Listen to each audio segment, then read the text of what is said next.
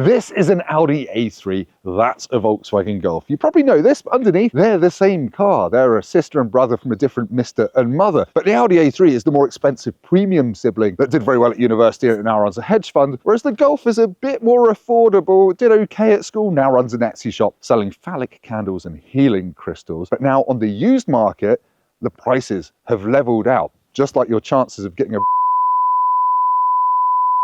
after a year of marriage. If you've got 20 grand sitting in your bank account for a German premium hatchback, you could have either of these cars today. They are about the same price. Now for that, the Audi A3 is 2.5 years older than the Golf, and it's also got 24,000 more miles on the clock, but about the same price. Which are you gonna pick, blue or snot? Let's see which one you should have got.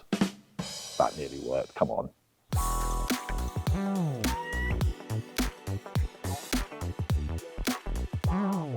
So what are you getting for your money in terms of looks? Well, I know they're subjective, but I think most people will be wooed by the sharper, more premium business suit styling of the Audi A3. The Golf is a bit more demure, a bit more reserved. It's practical, still a little bit smart. It's wearing business dungarees. Now, your £20,000 gets you a Mark 8 Golf in entry-level life spec, whereas the same amount of money gets you a top-spec S-Line version of the A3. And the Golf, you still get LED headlights, same as on the Audi, but the wheels are smaller. They're 16-inch. They don't look quite as impressive as the 18s on the Audi. And in general, I think the Audi just looks way sportier. This looks more like it's ready to settle down in front of the fire with a blanket and a nice bit of cross-stitch. Don't know if that's cross-stitch or eating ramen, whatever.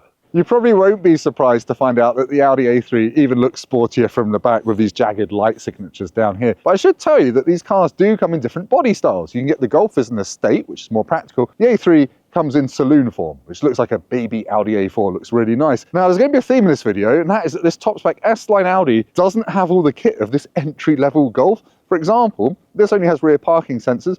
This has front and rear parking sensors. You don't get a reversing camera on either car. You can get one on a mid-spec Golf. On this top-spec Audi, it's an option. So yeah, those 4 rings don't exactly stand for value for your money.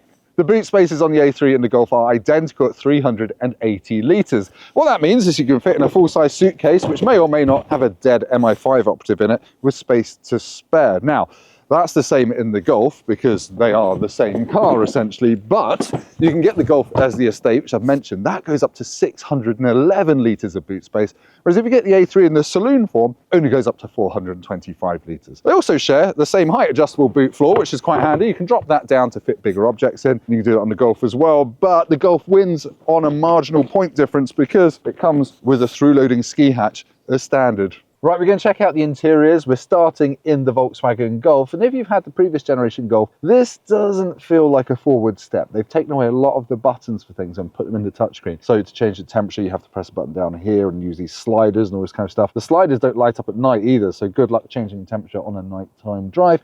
But otherwise, it feels quite nice. I've got a digital dashboard, big infotainment system with wireless Apple CarPlay and Android Auto. I've even got a wireless charging mat down here, and everything just feels very Golfy. It looks a bit boring with these grey cloth seats in this entry-level version, but I've got all the kit I really need. I've even got adaptive cruise control, which I know I don't get in that top-spec Audi A3.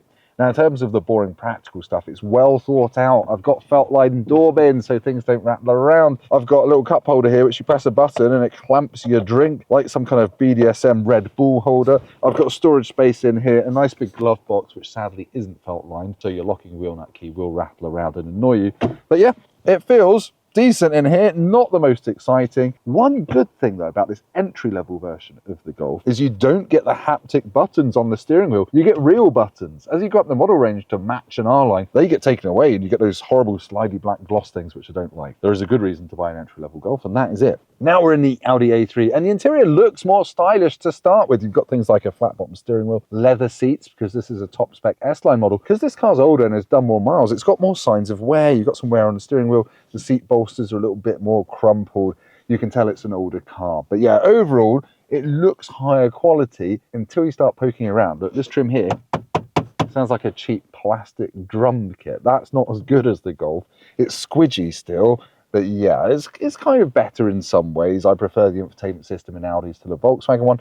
And you've got physical climate control buttons, hooray, so you can adjust the temperature without having to take your eyes off the road as much. You've still got digital dashboard. Storage is okay. The door bins aren't felt lined, but they're still big. Got cup holders, a smaller central cubby there. The glove box is felt lined, unlike the Golf, but I'd actually rather have felt lined door bins, but whatever. You're also missing some kit that the Golf has as standard. This S-Line model doesn't have a charging mat as standard, and nor does it have radar cruise control. And this plastic around the gear knob is really plain looking. It looks like the same material they use for Darth Vader's jock strap. It's not very nice. I think it's really a draw.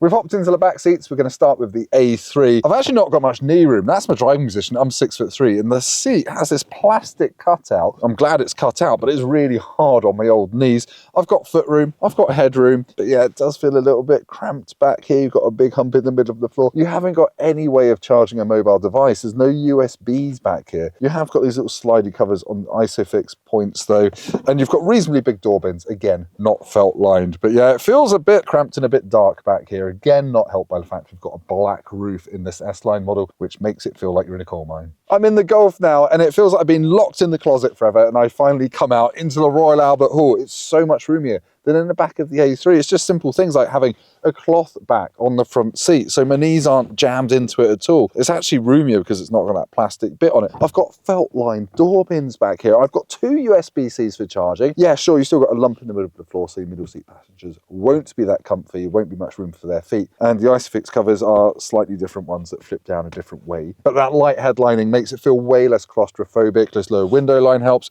It's just a much better place for adults to sit. If you're going to take backseat passengers, the Golf is the clear winner here. Right, we're going to go for a quick drive in the Audi A3. This one's got the 1.5 litre petrol engine of 150 horsepower. You can get that engine in the Golf as well. In fact, you get all the same engines by and large in the Golf as this. It starts with a 1 litre petrol engine. It's got 3 cylinders, 110 horsepower, and that engine doesn't sound like much being a 1 litre, but it's fast enough for most driving. I would only step up to this 1.5 if I did lots of motorway miles, and this has got 4 cylinders, so it does feel a bit smoother, and it just feels a bit more powerful at the top end. But yeah, to drive, this A3 is pretty good. It's not exactly a sports car, but it rides reasonably well over these bumps. The handling is sharp enough without being too exciting. If you want an exciting version, go and get the 300 horsepower S3 or the 400 horsepower RS3, but as an everyday car, this is very easy to drive. The visibility is good, the manual gearbox is light, the clutch is light, feels, wait for it, like a Golf. There is one option to look out for on the used market, and that is the adaptive dampers that came as an option on this car. They just let you soften the ride off when you're just cruising and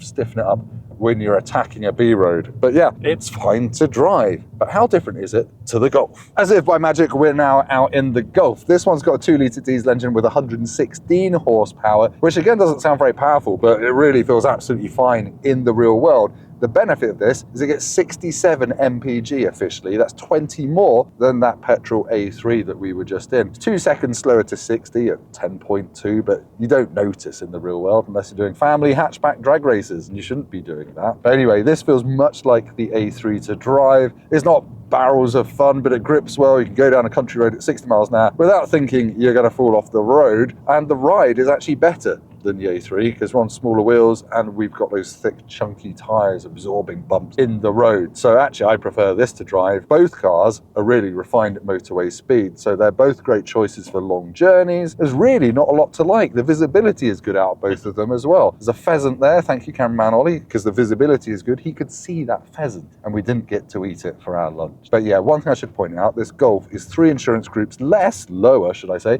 than the A3, so it's going to be cheaper to insure as well, if that counts. But there we go, it's a good car. They're both good cars, and we should probably head back to our lay-by of justice for a conclusion.